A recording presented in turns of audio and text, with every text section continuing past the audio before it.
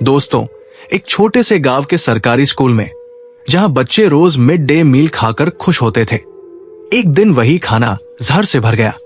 सब कुछ सामान्य लग रहा था, पर तभी रसोइये के छोटे बेटे ने कुछ ऐसा देखा जिसने उसकी रूह कपा दी।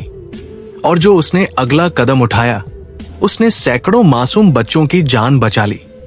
आगे देखते हैं क्या होता है। जुड़े रहिए हमारे साथ इस सच्ची और दिल को छू जाने वाली कहानी में।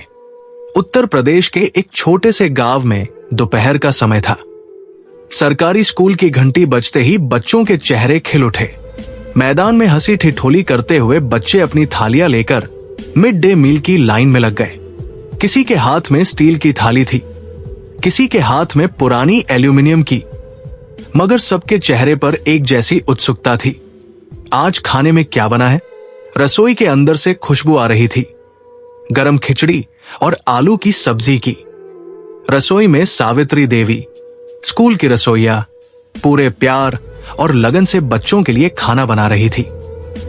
माथे पर पसीने की बूंदें चमक रही थी, पर उनके होठों पर मुस्कान थी। उनके लिए ये काम सिर्फ रोजगार नहीं था, ये उनके लिए सेवा थी। वो अक्सर कहती थी, इन बच्चों के पेट भरते हैं तो लगता है भगवान का काम कर रही हूं। सावित्री देवी का बेटा मनु, जो 12 साल का था, उसी स्कूल में पढ़ता था। पढ़ाई में अच्छा था, मगर मां की मदद करना उसका रोज का नियम था। स्कूल खत्म होते ही वो रसोई में चला आता, पानी भरने में, बर्तन साफ करने में या थालियां बांटने में हाथ बटाता। मां हमेशा कहती, मनु, पढ़ाई पहले, बाकी सब बाद में। और मनु मुस्कुराकर कह देता, मां, पहले बच्चों को खाना खिला दूं, फिर पूरी दुनिया की किताबें पढ़ लूंगा। मनु रसोई के एक कोने में खड़ा था, जहां बड़े बड़े भगोने रखे थे। बाहर बच्चों की लाइन अब लंबी होती जा रही थी। सावित्री देवी खिचड़ी को आखिरी बार चलाकर ढकने ही वाली थी कि तभी मनु ने नाक सिकोड़ते हुए कहा, मां, आज खाना थोड़ा अजीब महक रहा है। आलू की सब्जी की खुशबू जैसी नहीं लग रही। सावित्री ने पल भर को चम्मच रोक ली। उन्होंने भी भगोने के ऊपर झुककर सूंघा। गंध सच में कुछ अलग थी, लेकिन फिर उन्होंने मुस्कुराकर कहा, अरे बेटा, कुछ नहीं, शायद गैस सिलेंडर पुराना है, उसकी वजह से गंध आ रही होगी। मनु को बात थोड़ी अजीब लगी, पर उसने कुछ नहीं कहा। वो अपनी मां की बात मान गया और थालियां साफ करने में लग गया। बाहर से बच्चों की आवाजें आ रही थी, मां जी, जल्दी खिलाइए ना, बहुत भूख लगी है। सावित्री देवी मुस्कुराई और बड़े भगोने से खिचड़ी निकालकर पहली थाली में डालने लगी।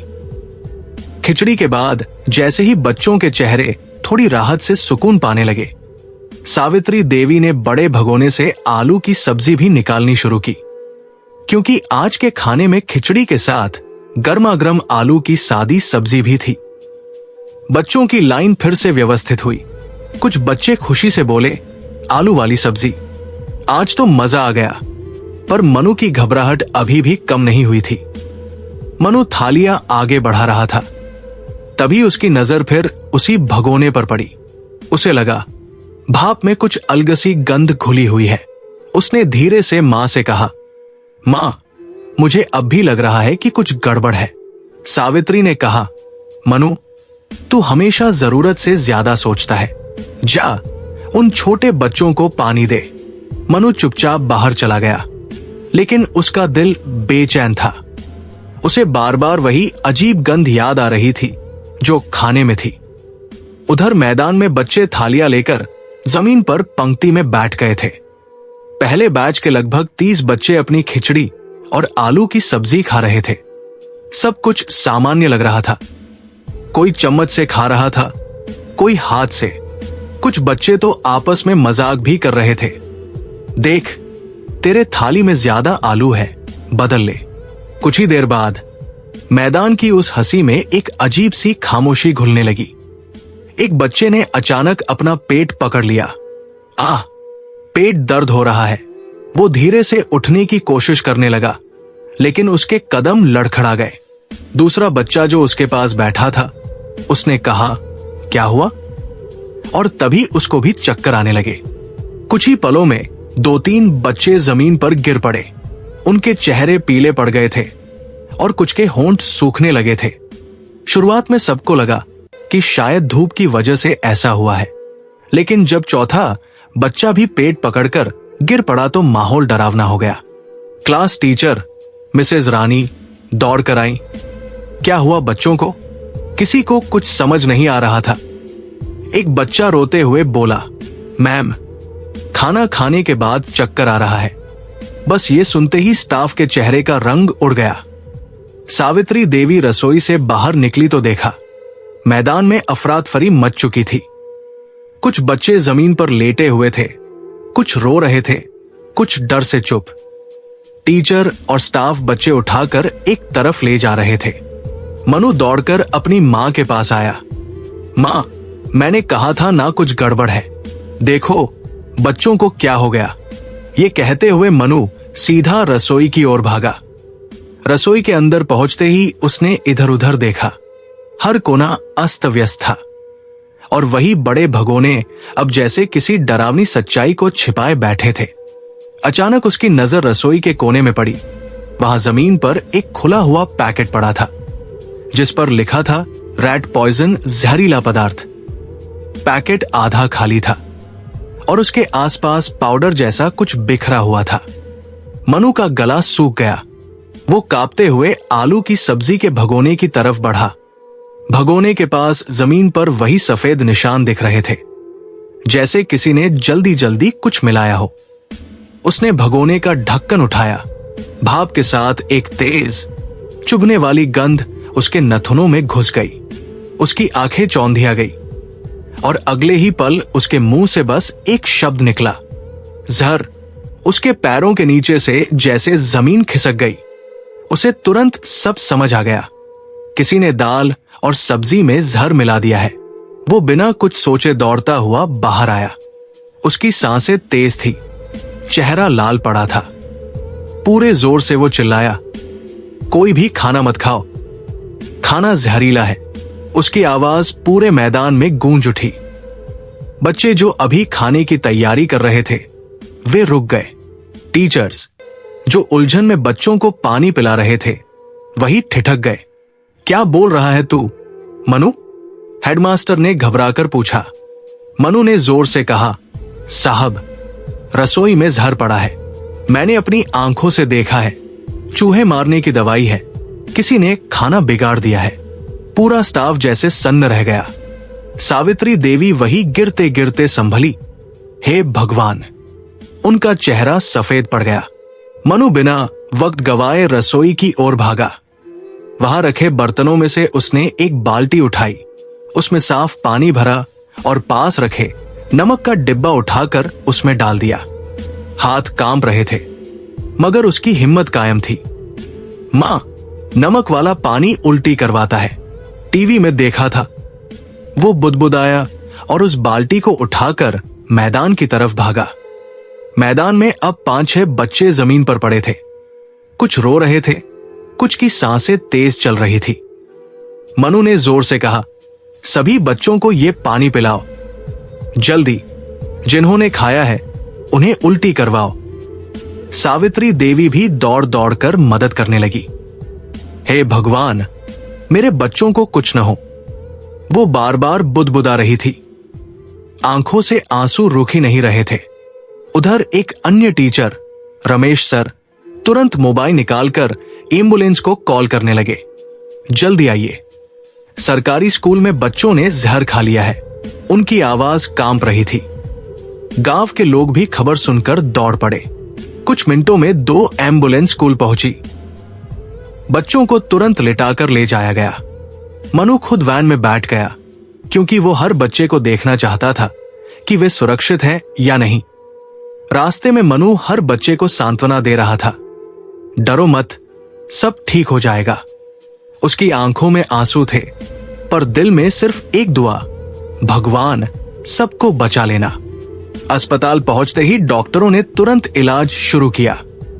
डॉक्टर ने कहा, इन बच्चों को समय पर यहां लाया गया वरना बहुत देर हो जाती। नमक वाला पानी देना बहुत समझदारी का कदम था।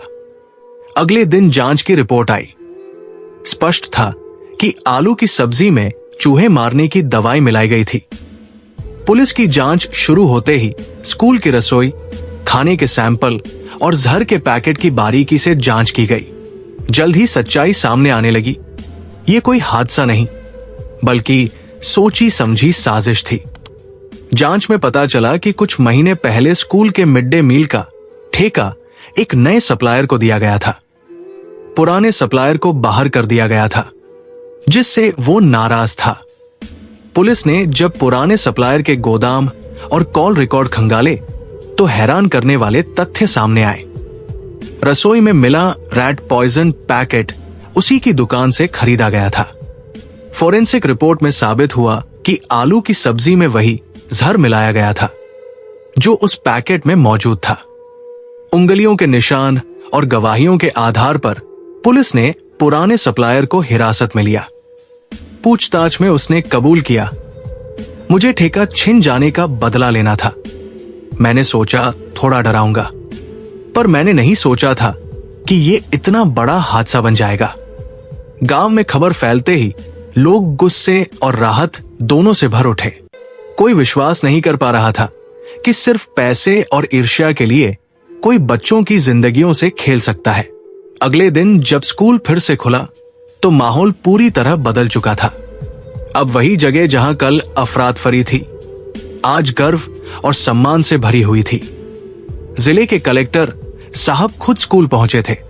उनके साथ पुलिस अधिकारी, मीडिया और गांव के कई लोग भी मौजूद थे। बच्चों को बचाने वाले छोटे हीरो मनु और उसकी मां सावित्री देवी को सम्मानित करने के लिए एक विशेष सभा बुलाई गई थी। स्कूल के मैदान में बच्चों की लंबी कतारें लगी थी। मंच पर मनु और उसकी मां को बुलाया गया। कलेक्टर साहब ने खुद आगे बढ़कर मनु के सिर पर हाथ रखा और कहा, तुमने जो किया वो हम सब के लिए प्रेरणा है। तुम्हारी सूझबूझ और हिम्मत ने 100 से ज्यादा बच्चों की जान बचाई।